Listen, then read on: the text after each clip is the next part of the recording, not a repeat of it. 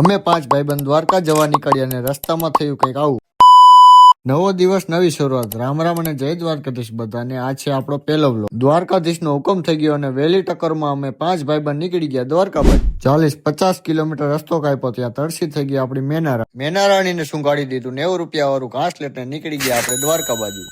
રસ્તામાં એક બે ટોલ નાકા ટાપ્યા પછી ખબર પડી કે આપણી ગાડીનો ફાસ્ટેગ બ્લોક થઈ ગયો. ટોલ નાકાના ડબલ માર પડ્યા પછી આપણે ઉભા રહી ગયા ફાસ્ટેગ કઢાવવા. પોણી કલાક આમ તેમ ધક્કા ખાધા પછી ફાઇનલી આપણું ફાસ્ટેગ તૈયાર થઈ ગયું. ચેક તો કરેલી આપણું ફાસ્ટેગ કામ કરે કે નહીં. 110 નો ચાંદલો કરાવીને આપણે નીકળી ગયા આગળ. રસ્તામાં આવી ગઈ મુકા કાકાની ફેક્ટરી, જેનું રિચાર્જ કરીને તમે મારા વિડીયો જોવો. તો મિત્રો પછી અમે સંધાય ભાઈબંધ ગીત ગાતા ગાતા દ્વારકા બાજુ જવા માંડ્યા.